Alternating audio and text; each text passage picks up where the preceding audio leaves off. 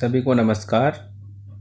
स्वागत है आपका हमारे YouTube चैनल में। आज हम टॉपिक पढ़ेंगे जो कि reaction of acid and base, pH और न्यूट्रलाइजेशन रिएक्शन, जो कि हमारे acid bases and salts chapter 2 class 10th के टॉपिक्स हैं। तो आइए शुरुआत करते हैं। Reaction of acid and base, pH and neutralisation reaction. Reaction of metals with acid and bases. सबसे पहले शुरुआत में हमारे पास reaction of metals with acid and bases.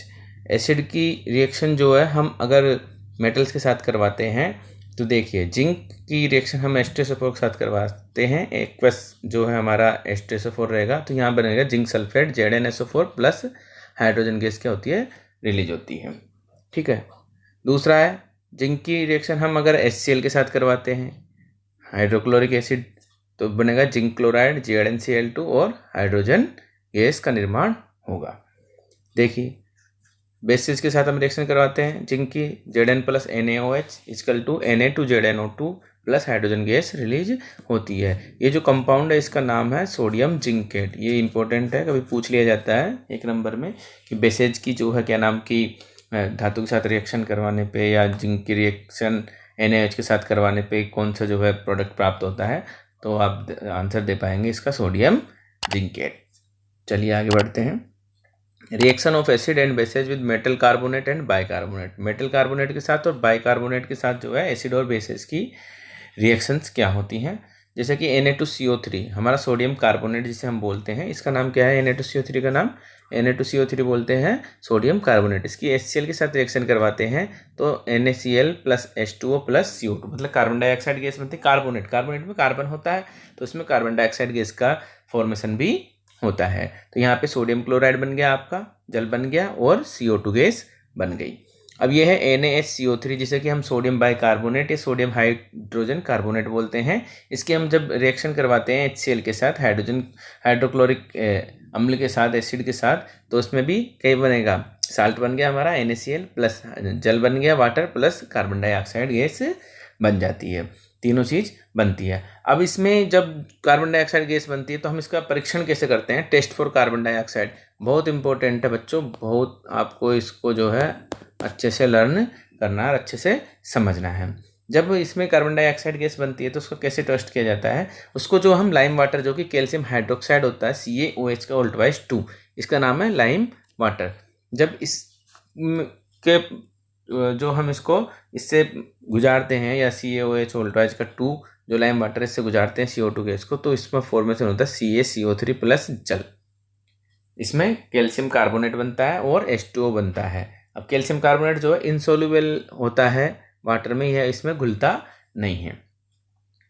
और जो हमारा लाइम वाटर होता है, lime water turn milky due to formation of a white precipitate of CaCO3। जो ये लाइम वाटर है इसका कलर चेंज हो जाता है और मिल्की हो जाता है।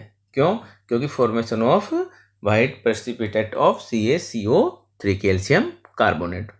जब इसी में से एक्सेस CO2 पास करते हैं, when excess CO2 is passed through this, तो जब हमारा प्रोडक्ट बन गया इसी में से और हम CO2 पास कर रहे हैं तो CaCO3 plus CO2 access CO2 और पास करेंगे तो यहाँ पे जो है कैल्शियम हाइड्रोजन कार्बोनेट बनता है। और इसकी जो मिल्कीनेस होती है जो कि CaCO3 के कारण बनती है, वो मिल्कीनेस डिसअपियर्ड हो जाती है। और ये जो ये बनता है प्रोडक्ट, ये सोल्यूबल होता है वाटर में।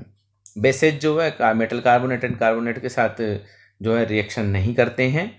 तो चलिए हम आगे बढ़ते हैं। ये बहुत इंपॉर्टेंट है बच्चों, इसको अच्छे से आपको लर्न करना है। Reaction of acid with bases, neutralization reaction.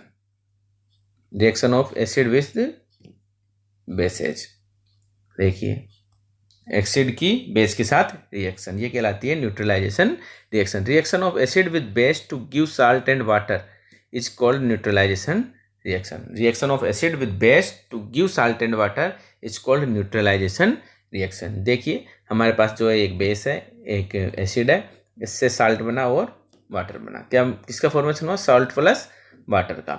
यहाँ हमने H2SO4 जो कि हमारा एसिड है और NaOH जो कि हमारा जो है बेस है, इन दोनों की रिएक्शन करवाई Na2SO4, सोडियम सल्फेट बन गया यहाँ पे, तो है और यहाँ पे जल का निर्माण भी हो गया। तो ये जो रिएक्शन है ये न्यूट्रलाइजेशन रिएक्शन कहलाती है। और जब न्यूट्रलाइजेशन रिएक्शन होती है तो इसमें साल्ट और H2O का फॉर्मेशन होता है। आगे बढ़ते हैं। Reaction of metallic oxide with acids. Reaction of metallic oxide with acid. Metallic oxide are basic in nature. जो मेटेलिक ऑक्साइड होते हैं वो नेचर में कैसे होते हैं? बेसिक होते हैं। कैसे होते हैं? Basic in nature. लर्न कीजिएगा, जरूर याद रखिएगा इसको। और मेटेलिक ऑक्साइड प्लस एसिड की रिएक्शन करेंगे तो क्या बनेगा? Salt plus H2O। इसमें सॉल्ट प्लस H2O का फॉर्मेशन होता है। जैसे देख सकते हैं कैल्शियम ऑक्साइड है हमारे पास, हमने इसके HCl से रिएक्शन करवाई तो कैल्शियम क्लोराइड बना और H2O बना। जो ये रिएक्शन है इसको आप देख पा रहे हैं, CaO plus 2HCl equal to CaCl2 plus H2O। यहाँ पे calcium chloride plus H2O, salt plus H2O का फॉर्मेशन हुआ। यहाँ Al2O3 की रिएक्शन हमने करवाई 6HCl से, तो यहाँ क्या बना? Aluminium chloride plus H2O। यहाँ भी साल्ट प्लस जो है क्या बना? जल। Zinc oxide H2SO4 equal to ZnSO4 plus H2O। इसमें भी जिंक सल्फेट बना और यहाँ पे H2O का फॉर्मेशन हुआ। ये इंपॉर्टेंट है बच्चों। एल्यूमिनियम ऑक्साइड और आपका जिंक ऑक्साइड जो है उभयधर्मी ऑक्साइड कहलाते हैं। एसिड बेस दोनों के साथ रिएक्शन करते हैं। Reaction of non metallic oxide with base. Non metallic oxide are acidic in nature. जैसे कि आप देख पा रहे हैं CO2 हमारी है वो नॉन एसिडिक होती है और नॉन मेटेलिक ऑक्साइड होती है। इसका नेचर जो है एसिडिक होता है। तो नॉन मेटेलिक ऑक्साइड की जब रिएक्शन करवाते हैं हम बेस से तो यहाँ पे साल्ट प्लस H2O का फॉर्मेशन होता है। जैसे कि देख लीजिए CO2 प्लस CaOH का -2, जिससे भी कि हम कैल्शियम हाइड्रोक्साइड बोलते हैं। इसका नाम क्या है? Calcium hydroxide. और यहाँ फॉर्मेशन होता है CaCO3 plus H2O। Calcium carbonate बनता है और H2O का फॉर्मेशन होता है। आगे बढ़ते हैं हम। pH scale. A scale for measuring H plus ions in a concentration in a solution। A scale for measuring H plus ions concentration in a solution। ये क्या काम आता है? pH स्केल किसी भी सॉल्यूशन में H प्लस आयन की concentration जो है मेजर करने में काम आता है। Use to classify solution as acidic और बेसिक। क्लासीफाई करता है किसी सॉल्यूशन को कि एसिडिक होगा या बेसिक होगा। जो आप यहाँ pH देख पा रहे हैं, इस pH में P in pH is stand for potenz. A German word means power. इसका मतलब होता है पावर ऑफ हाइड्रोजन। pH का मतलब power of hydrogen.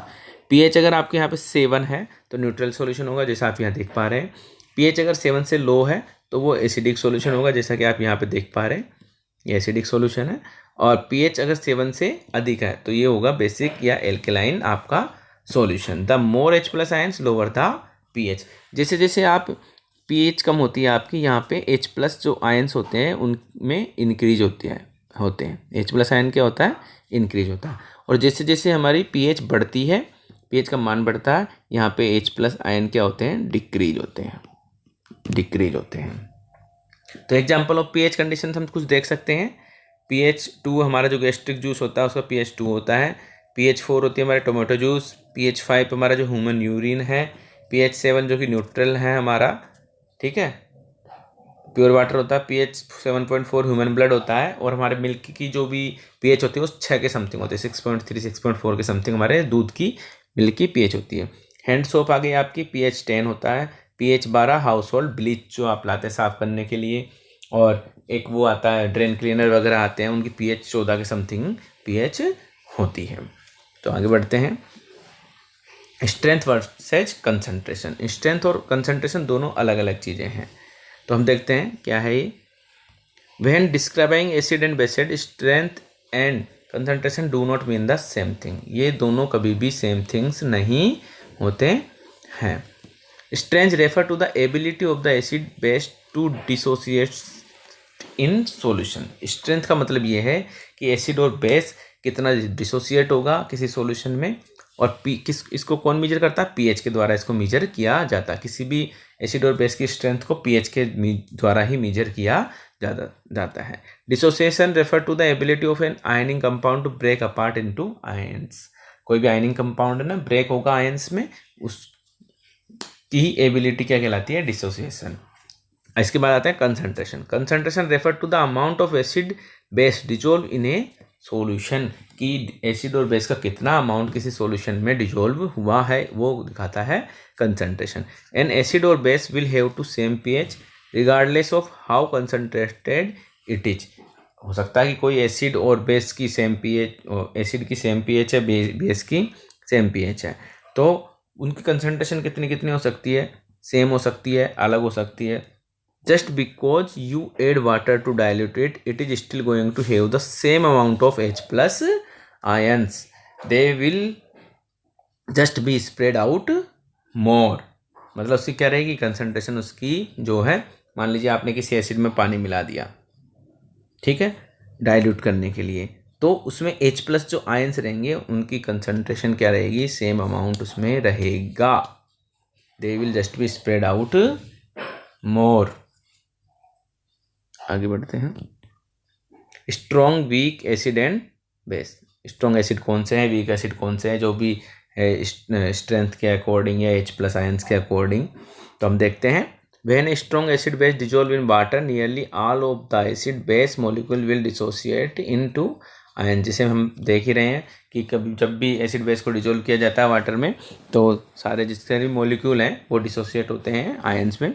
The greater the ability to dissociate, the greater the ability to dissociate, the more potential the acid और base has for being dangerous because there are more ions available to react. जितनी ज़्यादा उसकी ability होगी dissociate होने की, उसमें H plus ions उतने ही अधिक होंगे, H प्लस आयंस उतने ही ज़्यादा होंगे, उतना ही वह एसिड क्या होगा, डेंजरस होगा। Then a weak acid oblique base dissolve in water, only a small fraction of the acid base molecule dissociate. मतलब इसमें पार्शियली डिसोसिएशन होता है वीक एसिड और बेस में। With less ion in solution there is less potential for danger because there are less ions available to react. अगर less ions होंगे solution में तो उसकी पीएच भी क्या, पीएच पोटेंशियल क्या होगी उसकी, डेंजर होने की कम होगी, और because there are less ions available to react, यहाँ पे जो है आपके पास बहुत कम आयंस होंगे रिएक्ट करने के लिए, इसलिए क्या होगा, वीक एसिड होगा। यहाँ पे आपके पास ज़्यादा H प्लस आयंस है, तो ये क्या होगा, स्ट्रॉन्ग एसिड होगा, और ये होगा डेंजर, ये डेंजर होगा, और ये लो डेंजर होगा, लो कैटेगरी का डेंजर, डेंजर तो है लेकिन लो कैटेगरी का। चलिए आगे बढ़ते हैं। Strong weak acid base example से हम देख सकते हैं स्ट्रॉन्ग एसिड कौन कौन से। HCl जो कि ज़्यादातर जो हमारा प्रयोगशाला में यूज किया जाता है, हाइड्रोक्लोरिक एसिड, ये हमारा स्टोमक एसिड भी कहलाता है, हमारे डाइजेशन के दौरान स्टोमक में भी निकलता है। H2SO4 सल्फ्यूरिक एसिड, ये जो कि बैटरी में डाला जाता है, और HNO3 हमारा नाइट्रिक एसिड। तीनों एसिड जो है स्ट्रॉन्ग एसिड है, और इनका ज़्यादातर जो है यूजेज प्रयोगशाला में या लेबोरेटरी में ही किया जाता है। वीक एसिड हो गया आपका एसिटिक एसिड हो गया, जिससे विनेगर है, विनेगर 4 से 6% जो है एसिटिक एसिड का कंसनट्रेशन होती है उसमें। सिट्रिक एसिड सिट्रस फ्रूट से जो निकला हुआ, आपने नींबू ले लिया, लेमन ले लिया, ऑरेंज ले लिया, इनसे जो सिट्रिक एसिड निकलता है वो वीक एसिड होता है, जिसे कि हम खा भी सकते हैं। स्ट्रॉन्ग वीक बेस एग्जाम्पल्स, अब आप देख सकते हैं स्ट्रॉन्ग और वीक बेसेज एग्जाम्पल्स हैं। स्ट्रॉन्ग बेसेज कौन कौन से हमारे पास, NaOH हमारे पास, सोडियम हाइड्रोक्साइड। एनी एल्कलाई और alkaline earth metal with OH minus, जैसे पोटेशियम हाइड्रोक्साइड हो गया, MgOH का H2 हो गया, मैग्नीशियम हाइड्रोक्साइड। तो ये बहुत सारे जो हैं स्ट्रॉन्ग बेसेज है।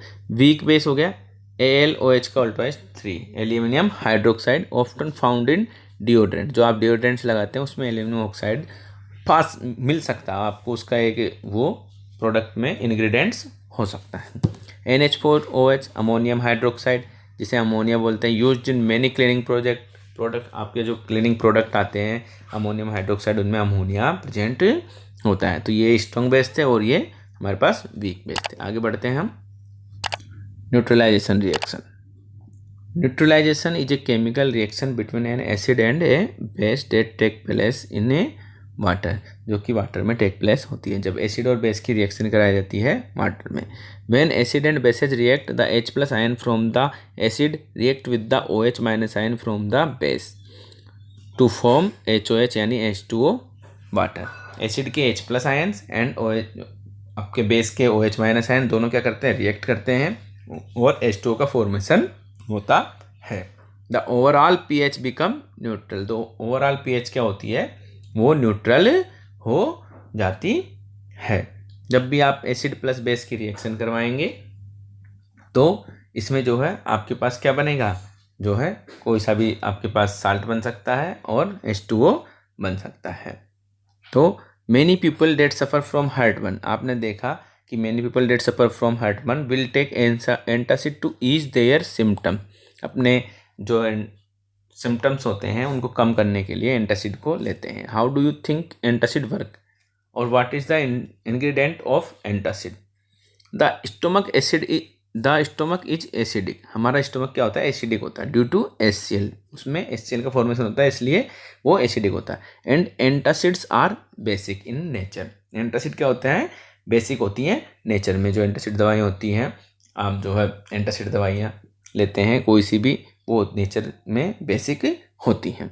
तो वहाँ पे क्या होता है, ए न्यूट्रलाइजेशन रिएक्शन अक्योर या टेक प्लेसेज। तो वहाँ पे जब एसिड और बेस मिलते हैं तो वहाँ पे न्यूट्रलाइजेशन रिएक्शन मिलती है और वाटर बनता है और जो उसकी pH होती है वो न्यूट्रल हो जाती है, जिससे कि हमें आराम मिलता है। तो आशा करते हैं आपको ये वीडियो पसंद आया होगा। अगर वीडियो पसंद आया है तो प्लीज़ इसे आप जो है लाइक करें और हमारे चैनल को सब्सक्राइब ज़रूर करें। धन्यवाद।